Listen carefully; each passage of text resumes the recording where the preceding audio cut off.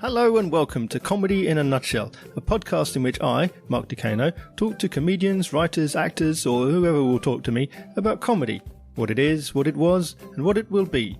Then I edit the result to make myself sound like a serious interviewer and not a nauseating fanboy.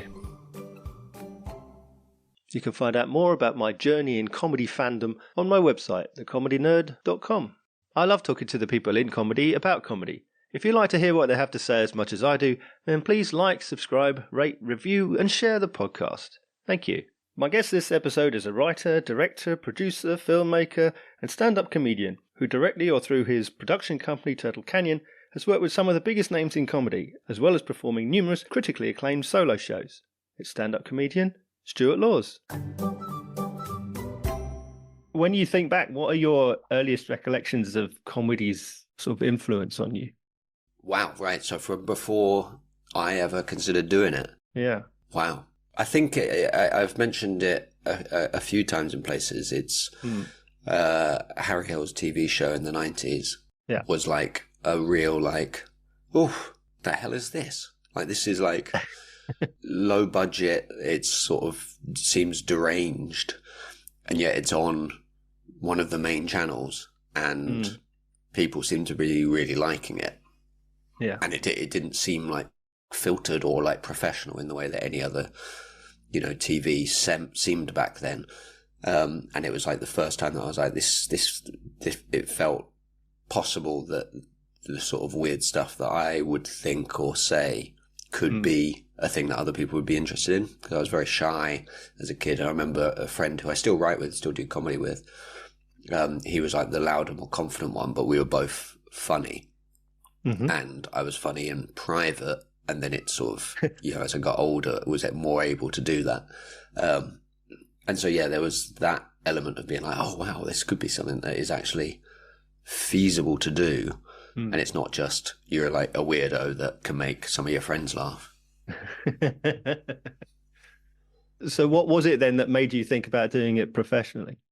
So that same friend did comedy at university. He did like a few gigs and just mentioned it, and I was like, what the hell? It was just like, still at that point I didn't really know what stand-up was beyond like Lee Evans at Wembley Arena or those sort of scale gigs where it's just like, you hear about that. I think I maybe had gone to see Jimmy Carr at like a large theatre, and it was like, I don't know what I thought, but like it was like I didn't think that there was anything before that. It was like, you are a big name.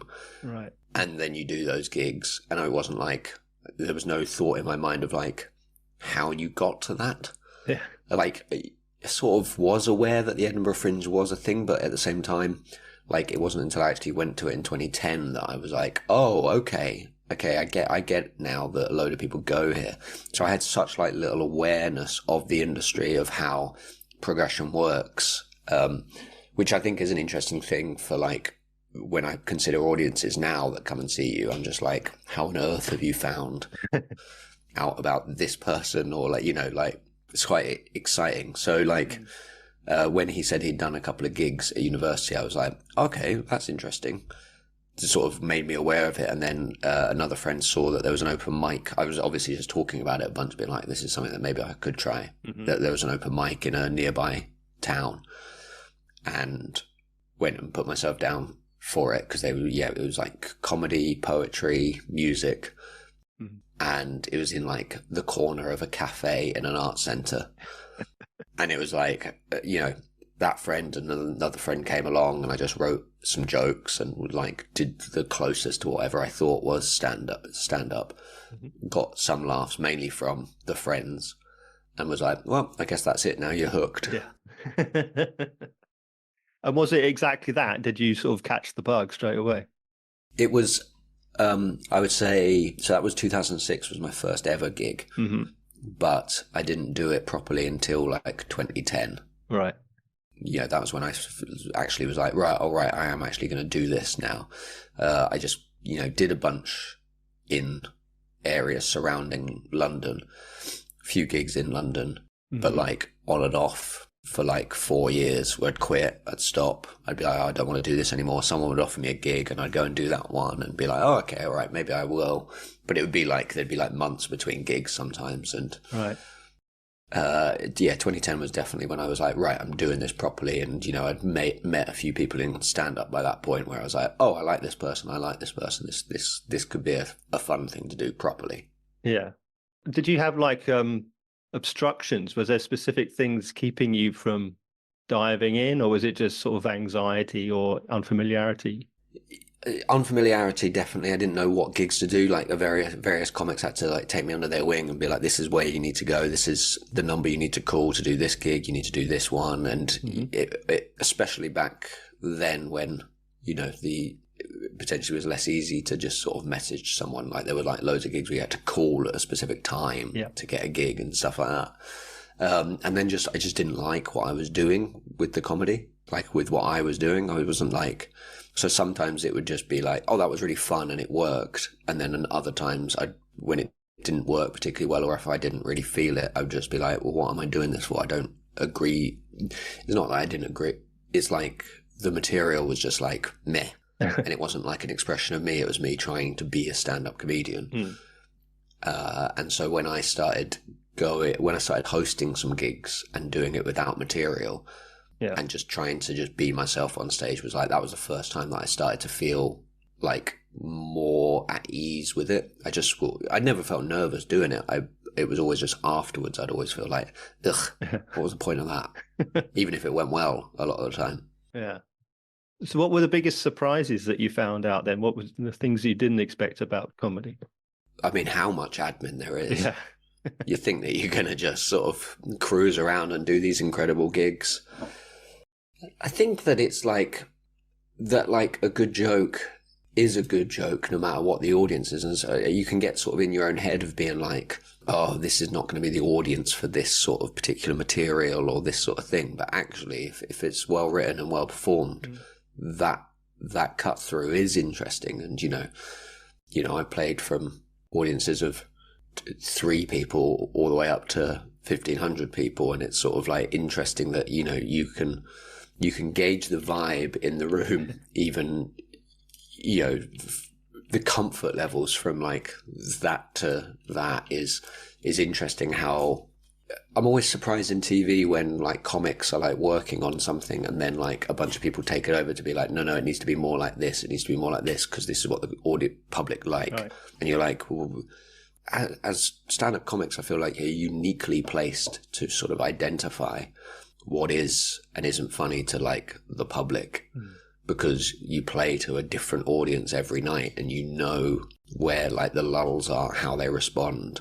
And you can feel in a room, even if you're getting laughs, whether or not you're on a knife edge or whether or not you are, you know, cruising, and you can sort of take diversions and be funny. And, you know, some rooms you have to stick tight to the script. So that's interesting, is like how much it's sort of taught me about that sort of like engagement level of trusting when you are in like a safe spot where you're like, they like you and they want to hear your expansion on it, or whether they're just there for the jokes and you need to stay tight to the script. Yeah.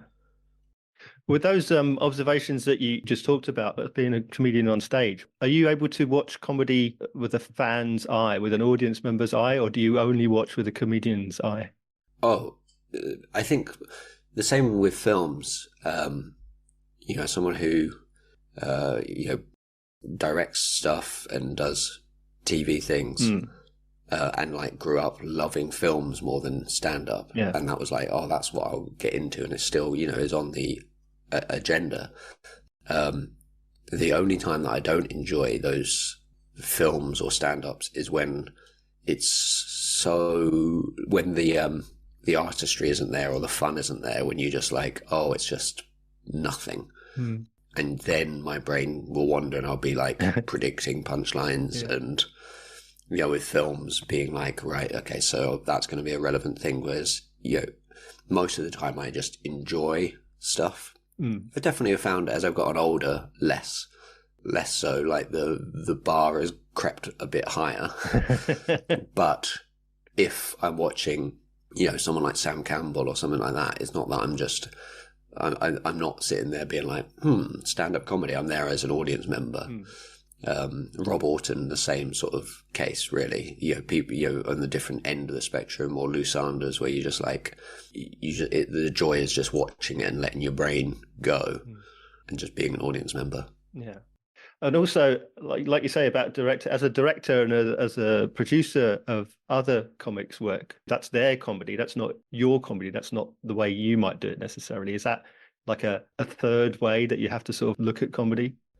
Yeah, it's interesting. And I've worked with a lot of really amazing acts, a bunch of whom are, good friends as well. And it's interesting sort of, my thoughts on, TV or like production development sort of things, sort of trying to twist a comedian into a format that maybe is not right for them, is something that I've observed a lot. And maybe I'm privileged in that, like, my company, we either make online content that is literally funded by us or by, the advertiser money, and therefore is entirely down to whatever I decide it can be, or it is, making a special for that comedian. So I get to be like, I get to just listen to the comic, hear what they want, and be like, cool, yeah, let's do that. And what about if we did this with it? And then if they go, no, that's not really sort of the vibe on that part, then go, fine, great. And I don't have like an ego on that side of things. I mainly just want to make things better. And I feel like doing stand-up comedy myself gives me like a perspective on like, I have my intention for my shows and how I want them represented. And so I'll be able to recognize that in other people when they're like, oh, no, it has to be like this because of this reason. I'm like, oh, that's interesting. I had no idea what that was. I didn't know that joke was there for that specific reason. So let's try and work out like how that is relevant to this going forward, sort of thing. Yeah. And it's sort of realizing that there is like, at one point there is like a specificity to it of being like, right, okay, that joke is the key to the entire show. But then there's also like a generalness of like backing off and allowing the comic to be who they are and who they have practiced and worked on and gotten better and better at. So you want to just emphasize their qualities. And, every production, every live show is a collaborative thing. And it's just being like in service of that rather than in service of your own ego and your own output. And I always hate when a director is visible. Right.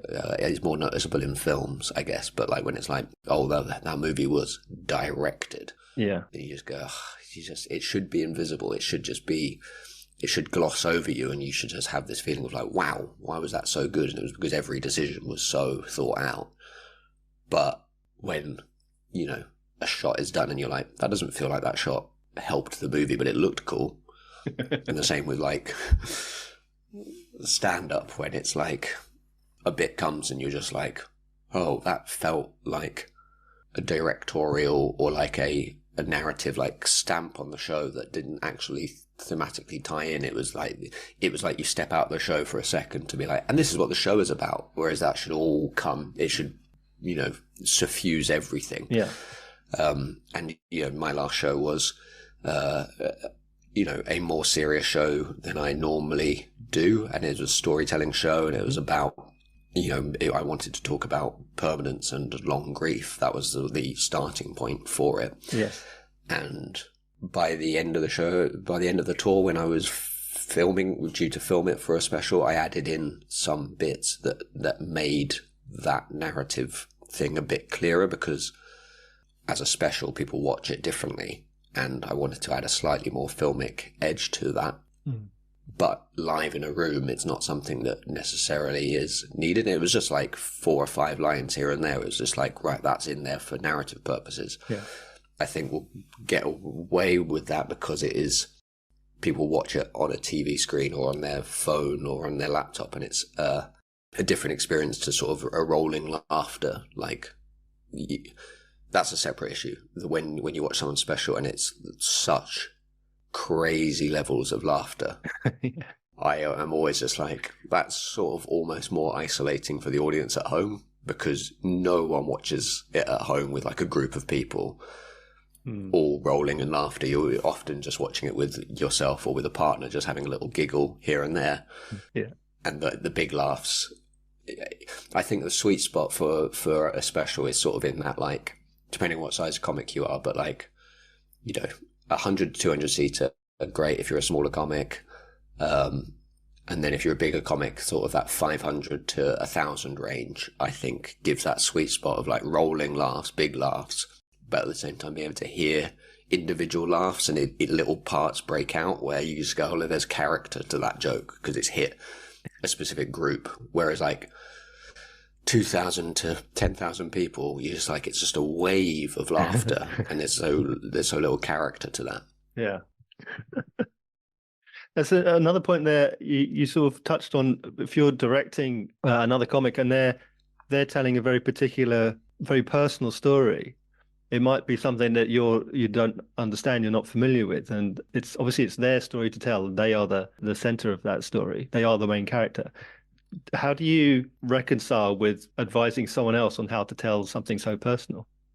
Yeah, and I've always, I've worked with a bunch of people, even like in unofficial capacities, on like, there is like a drive to tell these personal stories. And there's been a bunch of people where I've been like, maybe this is not the time to do that. And obviously it's up to you and you can push that and, you know it more than me, but it's also a thing where you go like, you get to tell this story, once for the first time, and it's sort of important that you do it in a way that isn't compromising to you and is done in the best way possible. And if especially with stand-up, like the priority should be jokes and laughs, unless you're doing something completely different. But in general, my opinion is that if you're like Gerard or Tig or Hannah Gadsby, those are like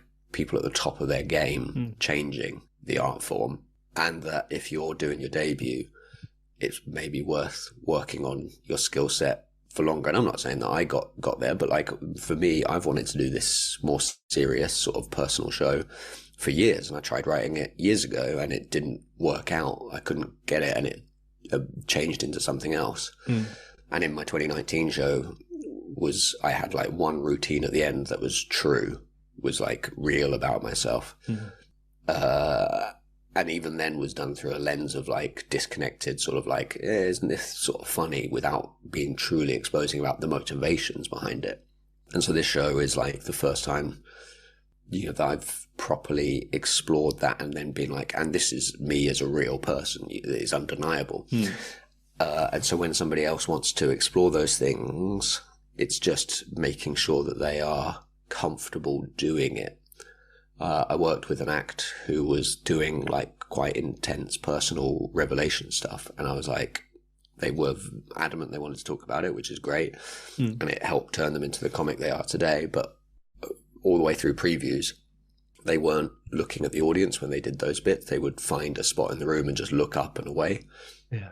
And I was like, well, that's something we need to address, because the instant you do that, our attention as an audience is gone. So we did preview sessions where they had to perform the show directly to me while sat down, just looking me in the eyes. I mean, deeply uncomfortable for me as an autistic person, but and deeply uncomfortable for them. But it was like an intentional sort of like, safe space where we were all friends as well, to be like, let's just crack this so that it becomes something that you can do without it immediately provoking all the emotions in you. At the end of my show that I've just finished with, I've had venue staff come back to the backstage like 3-4 minutes after the end of the show, just to do a little check. And they've sort of timidly opened the door to be like, hello, is everything okay? Thinking that I was going to be like in a state of distress because the ending is like talking about sad stuff. Yeah. And I'm like, hello! Just absolutely fine with it, because the point of doing it now and talking about it now is that it's not a challenge to me to be on stage. I can connect with those emotions if I have to on stage, and I want to like take it to that extra level. but I'm also doing it in a state of control. And if also, I'm having a bad day, or like the audience was like not responding in the way that was like fun, and that is entirely up to them how they respond. That's so many factors on how that comes about. But like if it was like not a fun gig for me, I didn't have to fully connect on those bits, because I can perform it as if it is, significant to me, because it was significant enough for me to write it. So I can perform it with that, like with the fire door down sort of thing. Yeah. And then at the special recording, I was like, well, the point of this is to be engaged and to deliver this properly. So I really worked hard to make sure I engaged with it as a thing that I knew connects with a lot of people. And a bunch of people have said that they've cried at the end of my show. And I was like, well, I need to honour that, especially if it's going to be filmed, sort of thing. Yeah. But yeah, I think mainly is just making sure that the person is talking about it because for good, valuable reasons, and then supporting them in that. And a lot of the time just being like, okay, this isn't my story, but like, here's why I'm not connecting with it, because I don't understand how we got from here to here. Or we're 20 minutes into the show and I'm not entirely sure what the journey is. And so let's just make that clearer, and then that will make things more comfortable for you to talk about these things, because you won't feel an audience frantically searching for the point of this routine or that sort of thing. So it's mainly about support and pointing out when the communication isn't as clear as it can be. This last show, Is That Guy Still Going? You've said before that this was the first time you told the truth on stage. Yes. And we talked about it a little bit there, but also you've done a dozen or more full shows before at Edinburgh. What did you find to talk about before, and why now have you decided that it's more important to tell those personal stories? The shows that I've done before, like, tackled as like an underlying theme, sort of like things that were significant to me. Yes. But like, at the same time, all of the material was completely made up. Or like, it would be like something that happened to me, but then I'd spun it off in a different direction. So like, I've had like a bunch of different surgeries from broken bones from playing football. And in that, I was like, oh, that's a funny, weird thing. But what I ended up writing was a routine about swallowing a Kinder Egg whole and having to have surgery to get the toy out of me. So it's that sort of level of what is real and what isn't. And I have been like moving towards that area of wanting. As I got older, I was like, well, I feel more first of all, I feel better as a comic, more like comfortable in my voice, comfortable in my performance. Yeah. Secondly, I want to talk about these things more because I feel like I have a better perspective on them than I did perhaps in my 20s. Like, not that I'm necessarily wiser, but like, I have like, and not that I have like a bad life or anything, but like I have a bunch of things where I'm like, that is interesting to talk about for people. And like the reason why like this show was about, I've said it was about long grief, is that I was like, I don't really want to talk about grief. And like my dad passed away in 2015. So like, I didn't feel compelled to talk about that, because I was like, yeah, I think we all know what grief is in that. It's like feeling sad for a bit. You miss someone who was part of your life, no matter how, significant or, positive or negative or complicated or not complicated that person is. If they were a stalwart and then they're gone, you will miss them.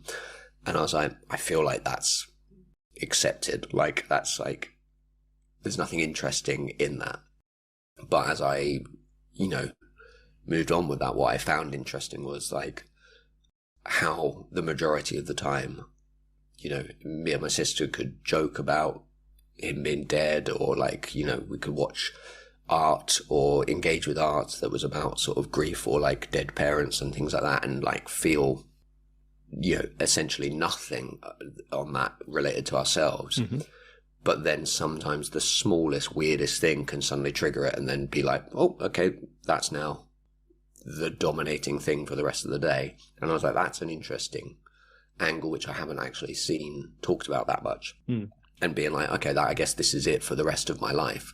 And then that sort of like permanence of like, well, grief, once you get it, you just don't ever lose it. It just manifests in different ways. Mm-hmm. And then I was like, well, that thematically ties into the fact that, you know, I've never wanted to be a parent. And the interesting thing of like, once you become a parent, it doesn't matter whether or not you lose your kid, you know, in like some tragic circumstance, or, you know, you are forever defined as being a parent. And I was like, there's something interesting in that, because like, therefore the other side is true. And if you're someone's kid, you are always their kid, no matter, you know, what happens. Yeah. And you're always slightly framed within that realm. And, you know, my dad was funny.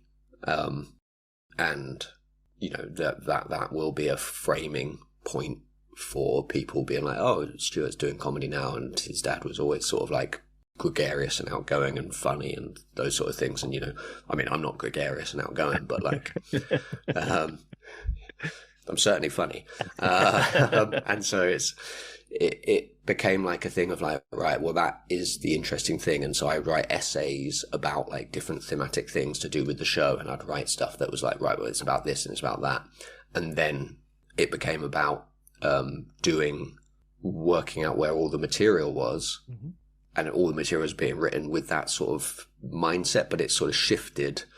And my life sort of all came together. And like the show actually didn't actually fully slot together until like well over halfway into the Fringe. And that's the interesting thing, the show that I tried to write for 5 years, I had definitely been actively writing for 2 years, through like writing essays, writing routines, writing like the opening where I sort of talk about having a wife and then reveal that I don't have a wife was written just on a plane in one go, you know, like 1,500 words bashed out, and it, you know, has now been shortened and honed, but is largely the same thing. Yeah. But like getting confirmed as autistic during the Fringe last year, sort of then, and chatting with like Pierre Novelli, and him being like, well, yeah, this routine of yours is an expression of the autistic experience. And I was like, oh yeah, I didn't realize it was written. And suddenly you can then tweak stuff to be like, all of this feels like a whole. And it was because I went in clear-eyed on like what I wanted the show to be.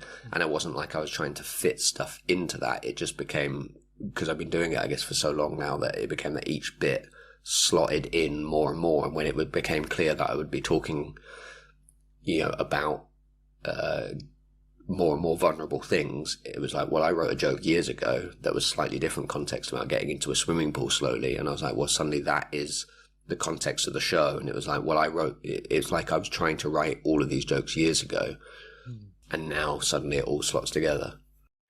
You mentioned there a point about feeling more comfortable as a comedian. At what point did you start to call yourself a comedian? Do you call yourself a comedian? Because you're also a director, actor, producer. Are you a comic? Do you put that on the form when it says occupation? I put producer because it gets less questions. I'm always about less questions. There's few questions that I have to answer. Producer seems like, I guess that's sort of like a thing, but like I don't really know what it is, and I think it's just organizing stuff.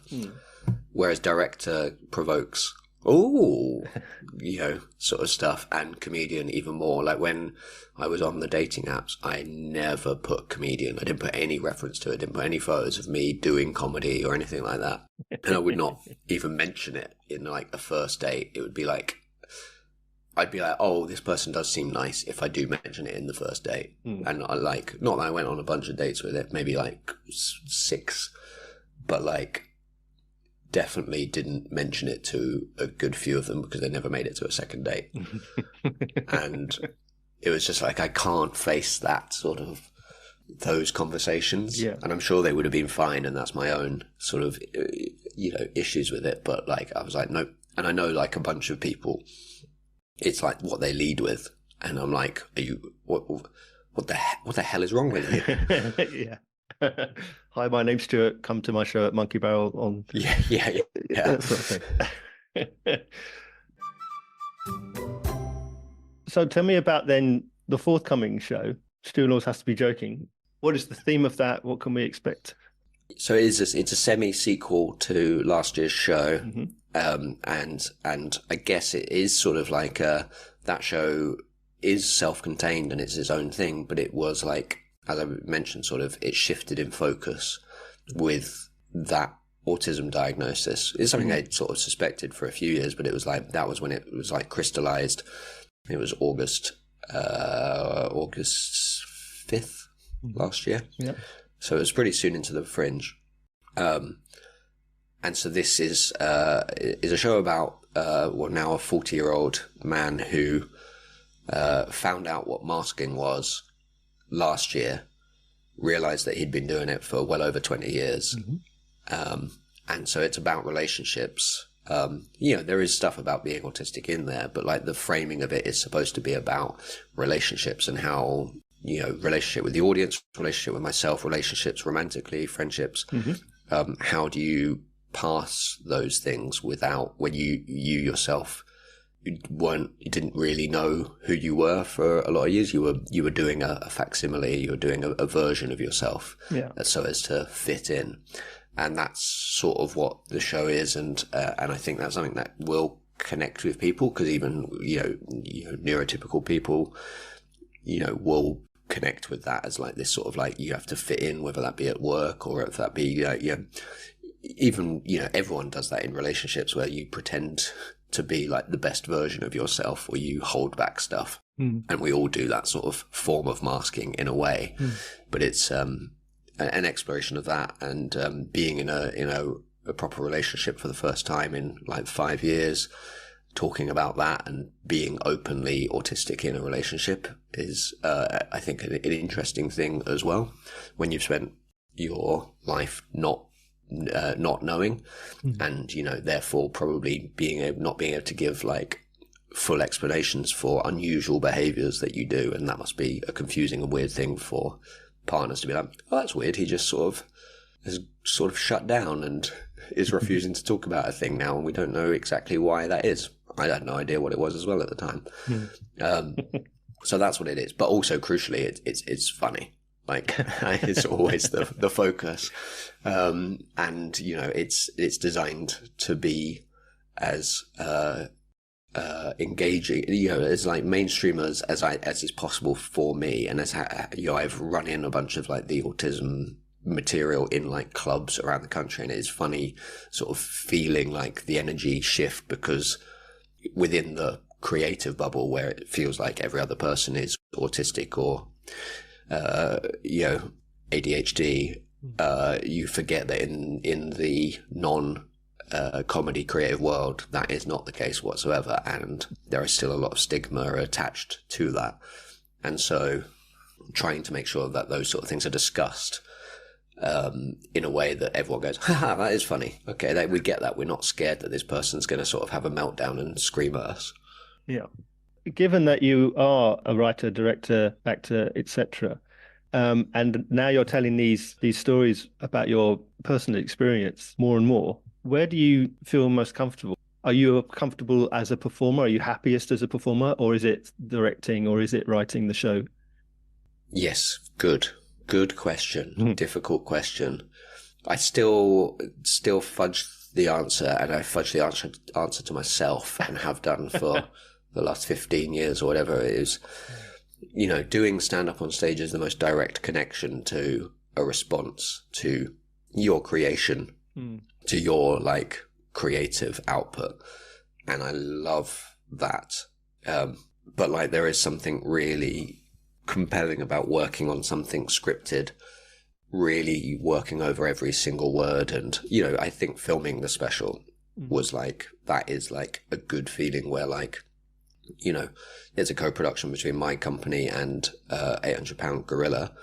And I had Nish Kumar direct it, but I also had, like my friend who I did, who still writes with me, wrote on the show on bits, and my partner, Chloe Radcliffe, like had input on the show as well. And she's a comic, and, you have all of these different people working together, and there's something so, nice about it being like a collaborative thing that by the end you're like, wow, like lots of different people's fingerprints are over this. And the writing is like a crucial part of what it became, but also my performance and then the visuals of it. Like there is something more satisfying about that, because so many more people were involved and you get to share that with a lot of people, and it sort of the permanence of that, actually, maybe that is a part of it, of like that then is a thing that exists. And what is fun about stand-up is that it is more fleeting, that you go on and you try it and it maybe isn't perfect, but you get its own sort of form of magic. And then it's about trying to bottle that. So I think both directing, writing, acting, performing stand-up, they all sort of fulfill different your creative desires, and I want to keep doing them all until my body says, stop it, what are you playing at? So here's a question. In all of those years where you've been growing and developing all this new comedy, suddenly you come to a stop in 2020, as does everybody else. What did you do with your lockdown time? How did it change you as a comic? How did it change your perspective, if at all? And how do you come out of that with renewed vigor for the future? I guess what it did straight away is like reset me enough that I could then just crack on with writing what the last show was. Right. You know, it came out in 2019. I was due to go back to the Fringe in 2020. And that show would not have been what this one was. So This is my first proper show since then. So what that show, that 2020 was supposed to be, became a Zoom online show in 2021. And so I just sort of largely got to, I mean, such a lucky position for me in that, like, you know, I live somewhere nice. I live with my sister. So it was like quiet. It was easy. I did a bunch of online videos, which sort of built an audience bigger than I'd had before. I did that online Zoom show, which sort of was specifically tailored to be an online Zoom show. It wasn't just a guy talking into his webcam, although mine's not working. And it was like for that, it was like, oh, I get to do comedy that is like different and fun. And at the same time, I just get to do it from my office. I don't have to drive around. So, you know, I guess that pause allowed me to sort of find what this show was. But I think, you know, I wasn't racing out there to do gigs to cars. I wasn't racing out to do, you know, that. I said yes to like some online gigs because they were like nice people who ran them, like XS Malarkey. But it then became a case of like, great, I can just focus on writing this new show, and, you know, just doing these online videos that I think are funny and stupid and a bunch of people seem to agree with. I mean, what a lucky position to be in. I also got much better at running. You know, there's what a blessed pandemic it was for Stuart Laws.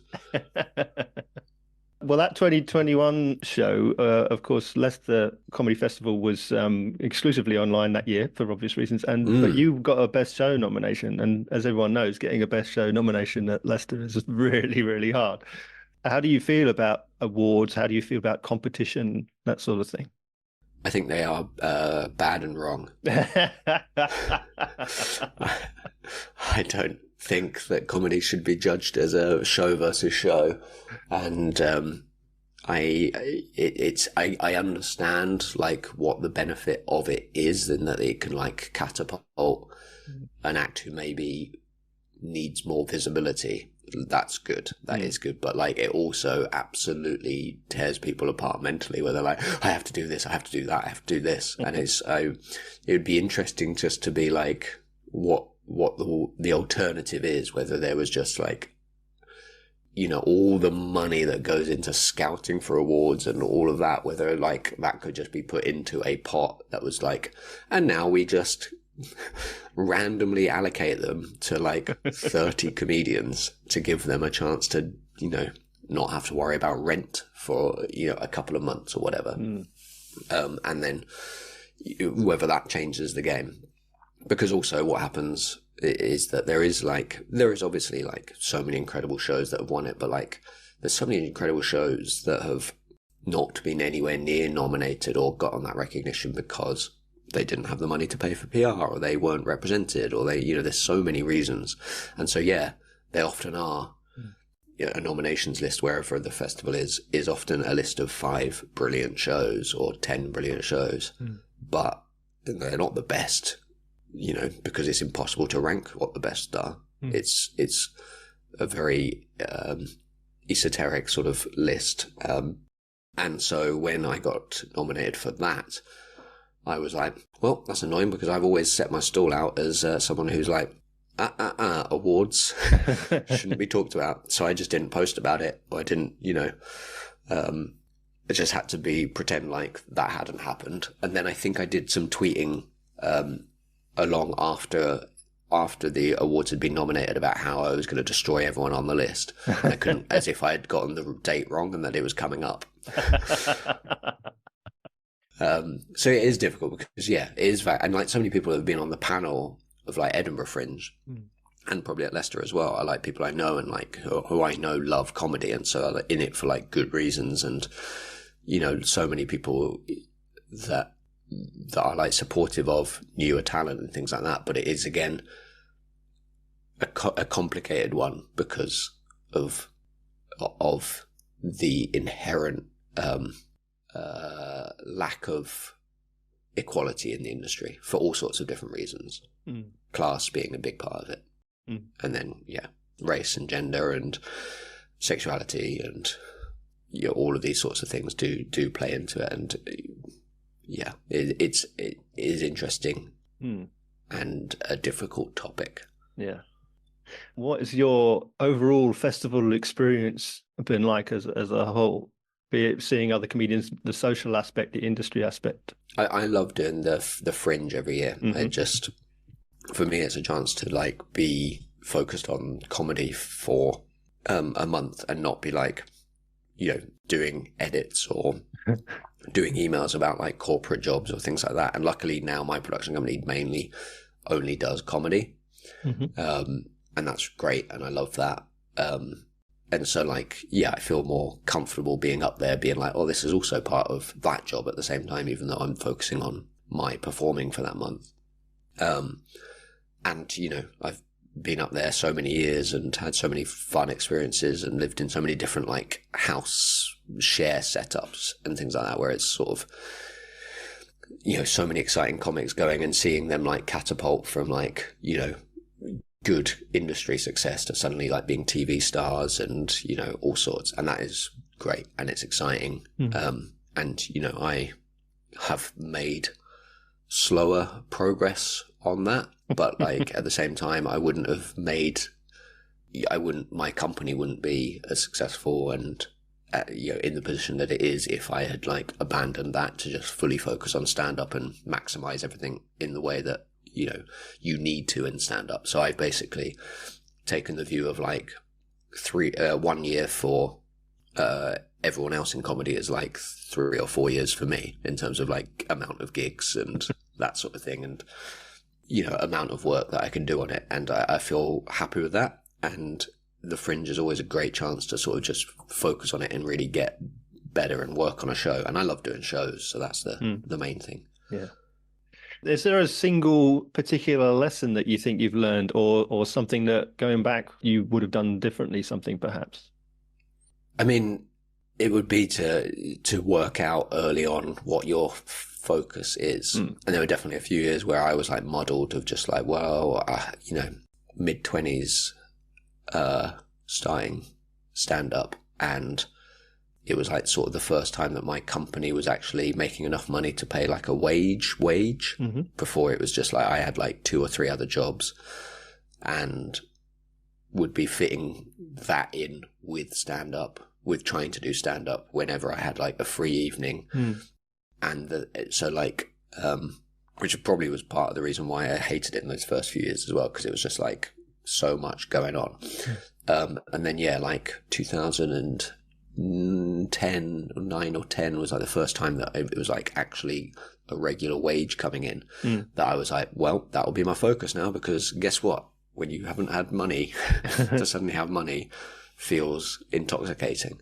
And that, I think, split my focus, and it was like, you know, helped the company survive and get to where it is now, and gave me lots of opportunities to then be like, right, I want to make a web series with James Acaster, which then led to making like a bunch of like pilots for TV that never got picked up to then making repertoire for Netflix and Cold Lasagna and doing his new one. So like there's loads of things that I'm happy with, but also I'm sure there's a world where I just fully went in on stand up, and that was a different path. And if I'd done that one right now, I'd be like, that's what you got to do. You got to focus fully on this. I think it's just having a clearer, dead-eyed sort of thoughts on it. And I actually do remember like Acaster early on being like, he was like 3 years, if I don't have an agent, then I'll quit. He got an agent. He's like, all right, then like 3 years on from that, I need to be doing this and then that and then this, and had like a clear, dead-eyed sort of like, this is what I need to do. Otherwise I should stop doing it and just crack on with normal life, basically. Yeah. Do you have and do you reset those goals for yourself? Like you've already got the Next Up specials. You've already done some amazing collaborations. You've got your own production company, Turtle Canyon. Do you still set new goals for yourself? Is there places that you want to be going forward? Yeah, then like they are more amorphous, and like, you know, I want to get we've come close a few times, but it's like a solo commission for my production company. I would like to get something away on radio for myself. I'd like to do this, I'd like to do that, but they're also like, I'm still in the enjoyment factor, and you know, like I will say yes to stuff because it's like, that sounds like fun, and like I'm getting better at just expressing that to the industry to be like, yeah, have me on to do this. I'd like to write on someone else's thing. I'm not like beholden to just doing my own thing. And so it is like an amorphous sort of like shifting thing, and you know, would like to be able to work in America and to direct and to do the shows out there. That is, you know, a thing I'd like to do. I'd like to do that in India as well. And I was lucky enough to work in India a couple of years ago. And, you know, it's mainly all of the things are, would that be fun? And would I be able to make something that I'm proud of whilst I'm out there?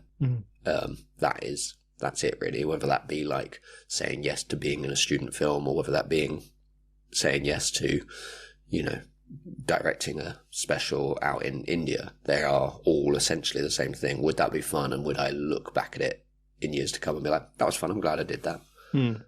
So what then so far, given that the best is yet to come? Yes. What so far have been your best and worst experiences in comedy, be it a particular gig or a certain project that you worked on? Interesting. I'm trying to think of like the worst. I guess like it's easy for it to be like, oh, I got booed off stage in Green Man Festival in 2010. But like weirdly, like those like that has become like a cathartic thing where I've now done so much stuff with the promoters of that gig, where I've made TV with them and I've, you know, headlined their gigs and have actually gone back to Green Man multiple times and had a great time. That I'm like, well, I love the fact I got booed off. It's a fun thing. Felt like shit at the time. You feel embarrassed, but like in hindsight, it's great.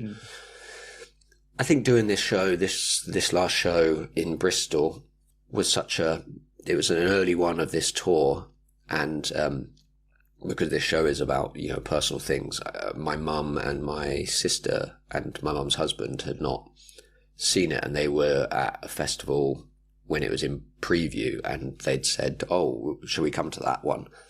And they'd like, you know, it's nice to sort of check, to be like, they knew that it was work in progress, to be like. And I was like, no, don't come to that. Go to see Rosie Jones, same time as me. Because I knew I wanted to be specific about all the phrasing, about how I told the story, because I think it is important when you tell stories with other people involved that you get that right. And it can cause issues if it's too early on. And yeah, you don't want to upset people. You want to do it specific. So they saw it in Bristol in the tour, and I turned up. I didn't know how much I'd sold, and my tour sold, you know, pretty solidly in some places, and in others it was like, oh, how are we not managing to get a big audience here? And we'd do a big push.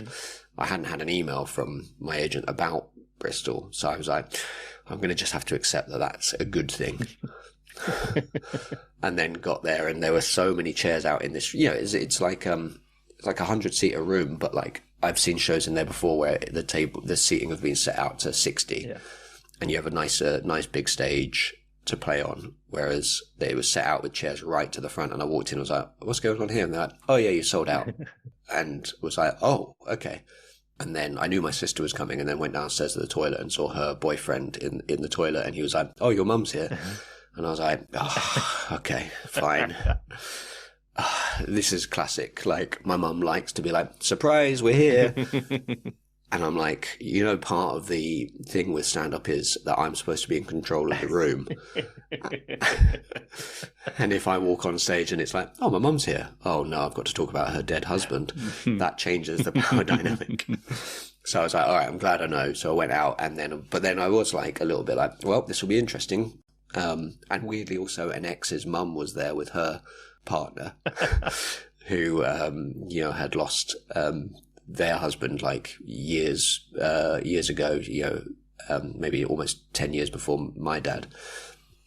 And I was like, well, this is an interesting setup for a gig. And then it was so fun that the 60-minute show ran to 75 minutes with not like huge diversions. It was like laughter was so rolling, and it was like one of those where you just feel in the zone, you're enjoying every moment of it.